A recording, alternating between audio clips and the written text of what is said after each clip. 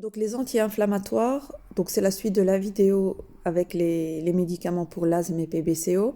Donc là, je suis en train de vous expliquer la partie avec les anti-inflammatoires.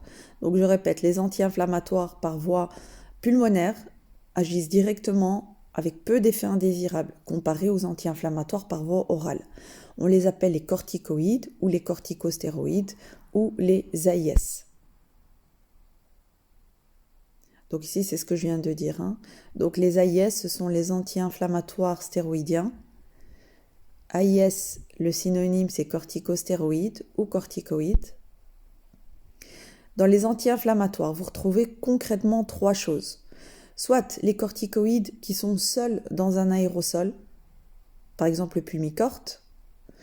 Soit vous avez le mélange, ici vous voyez corticoïdes et bêta-2 mimétiques, ce qui va permettre une double utilisation.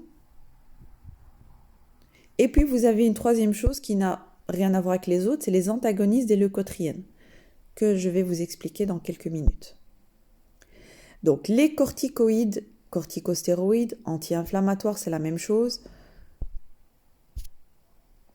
Vous les retrouvez dans plusieurs spécialités. Donc quand ils sont tout seuls, vous avez par exemple le Pulmicort. Donc ça existe en ampoule pour le nébuliseur. Nébuliseur ou nébulisateur, c'est la même chose.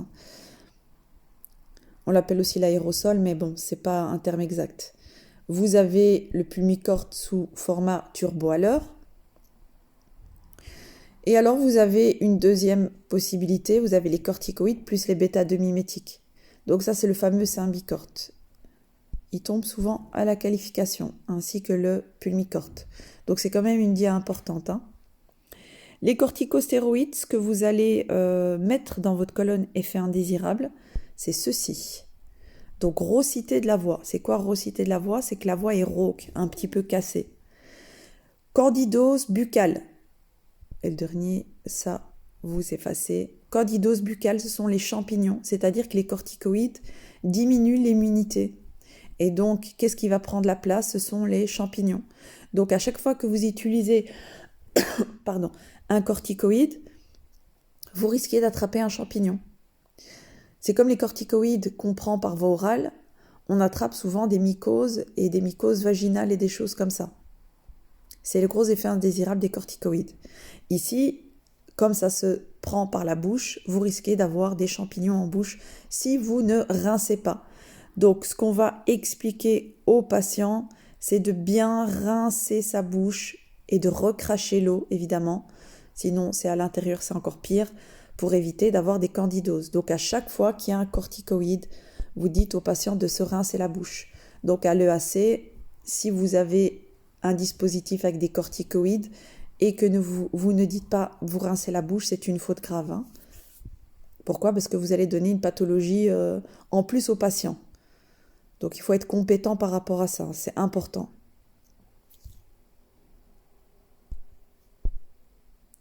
Donc ici c'est une dia que j'ai rajoutée pour bien vous faire rentrer ça en tête parce que c'est très important. Donc pour tout ce qui est anticholinergique, je reviens dessus, pour tout ce qui est anticholinergique, attention aux caries, donc une bonne hygiène dentaire. Pour les corticostéroïdes, j'aurais pas dû mettre le 2 ici, attention aux candidoses, donc aux champignons microscopiques, donc bien se rincer la bouche et recracher. C'est très important. Donc les anticholinergiques et les corticostéroïdes. Rajoutez ça dans vos notes et dans vos fiches conseils, s'il vous plaît. C'est important.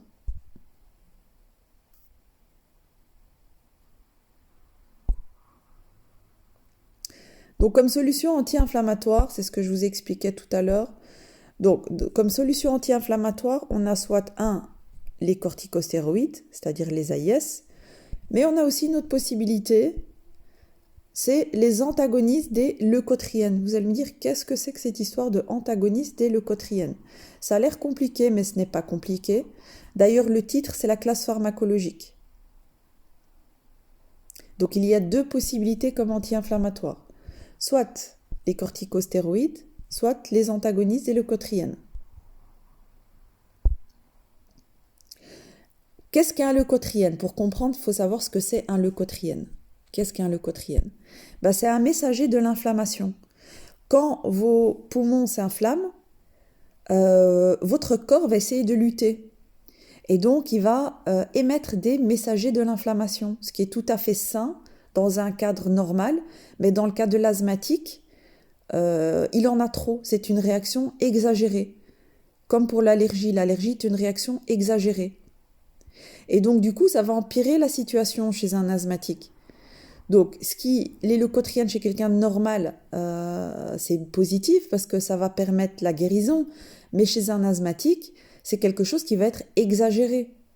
Comme je vous l'ai expliqué, pour l'allergie, c'est un phénomène exagéré avec l'histamine. Ici, c'est un phénomène exagéré avec les leucotriènes.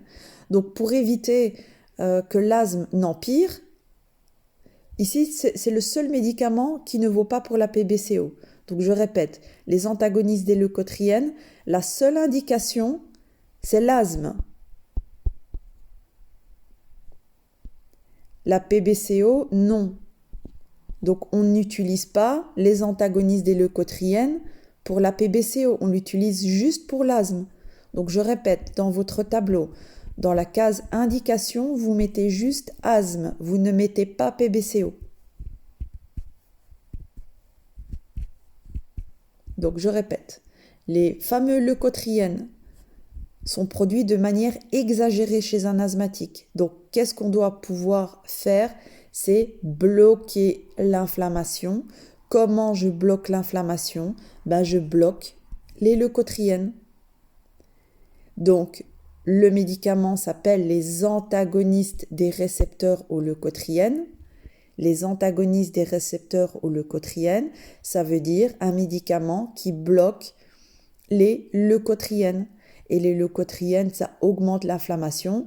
Et si je suis asthmatique, je dois diminuer l'inflammation. Donc, ce qui est tout à fait logique, j'utilise un bloqueur de leucotriènes. On ne dit pas un bloqueur en pharmacologie, on dit un antagoniste. Donc, un antagoniste des leucotriènes, c'est un médicament qui va bloquer les leucotriènes et donc bloquer l'inflammation. Donc, en résumé, pour l'asthme, soit j'utilise des corticostéroïdes, soit j'utilise des antagonistes des leucotriènes, soit pour les gens qui sont vraiment très atteints, je peux utiliser les deux. Et voici mon fameux montelukast singulaire. Pour ceux qui ont déjà commencé les stages, vous l'avez sûrement déjà vu. Donc l'antagoniste des récepteurs aux leucotriènes, pour les 6e années, vous l'avez vu, il est classé en OR, c'est-à-dire sous prescription médicale, hors armoire à poison.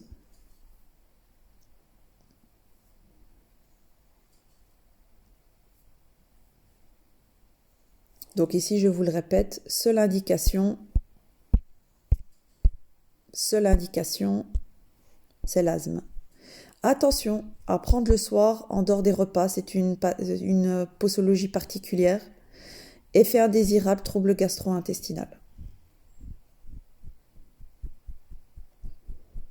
Donc voilà, ça c'était pour les médicaments de l'asthme et PBCO. Donc pour récapituler, les médicaments de l'asthme et PBCO sont les mêmes, sauf les antagonistes aux leucotriènes où la seule indication c'est l'asthme et pas la PBCO. Alors, savoir utiliser les dispositifs. Donc, quel dispositif je peux interroger? C'est les ampoules. Donc, les ampoules, enfin les flapules. Tout ce qui est suspension pour mettre dans le nébuliseur. Le discus, comme par exemple le sérétide discus. Vous avez le turbohaler. Turbohaler, c'est très important. Vous avez le Symbicort turbohaler. Un aérosol à gaz pressurisé ou air comprimé, les Ventolin par exemple, le Ventolin en puff. Qu'est-ce qu'on a d'autre? On a le Spiriva qui est un anti-haler. Donc pour les 5e, je vous ai demandé de faire le travail, donc je vous donnerai la correction et ça sera pour la qualification. Donc que ça soit 6e ou 5e, vous allez avoir un dispositif à expliquer aux patients étape par étape. Je ne vais pas vous dire, je vais simplement vous dire, je ne vais pas vous dire expliquez-moi le discus. Je vais vous donner un cas comptoir. Une personne se présente au comptoir, elle ne sait pas utiliser son Symbicort Turbo à l'heure. Expliquez-lui. Donc ça sera une des explications à fournir lors de l'EAC. Donc je répète, vous avez toujours des tableaux, vous avez toujours des fiches conseils. Ici, vous avez l'explication d'un dispositif et vous avez des questions ouvertes ou des vrais-faux sur la théorie. Qu'est-ce que c'est une question de théorie? Ça veut dire, par exemple, je prends une question là parce que j'ai la dia sous les yeux, c'est expliquer comment fonctionnent les antagonistes des récepteurs aux leucotriènes. Ce sont des bloqueurs des leucotriènes. Les leucotriènes sont des messagers de l'inflammation. Donc le plus important, c'est les tableaux, les conseils, les dispositifs, et puis la théorie vient après. Évidemment, ne vous amusez pas à étudier la théorie à fond et pas les médicaments. La priorité reste quand même les médicaments. Mais voilà, n'oubliez pas pour la dernière qualification, vous avez des questions ouvertes, des choses un peu plus théoriques. Et donc, il faut absolument quand même comprendre comment les choses fonctionnent. À votre niveau, évidemment. Voilà, si vous avez des questions par rapport à cette vidéo ou la précédente, je suis disponible pendant vos heures de cours, voir votre grille horaire sur le forum Teams. C'est mieux comme ça. Quand vous me posez la question, tout le monde peut en profiter. Je peux répondre, je ne répondrai qu'une seule fois. Ça évitera de répondre 10 fois la même chose par message Smart School. C'est mieux pour tout le monde. Et donc, je mettrai la matière d'examen. Je ferai ça lundi, la matière d'examen pour les 5e et les 6e dans la partie Teams, la partie OneNote. Vous avez une partie OneNote, allez chipoter, vous verrez. Et je mettrai la matière d'examen dedans. Voilà, donc n'hésitez pas à poser les questions. Il n'y a pas de questions stupides, sauf les questions du type « réexpliquez-moi toute l'asthme PBCO, j'ai pas compris ». Non, vous avez les dias, vous avez les vidéos, vous avez tout ce qu'il faut. Si vous me posez des questions, c'est des questions pertinentes et précises. Si vous avez des questions précises, il n'y a aucun problème. J'y répondrai avec plaisir.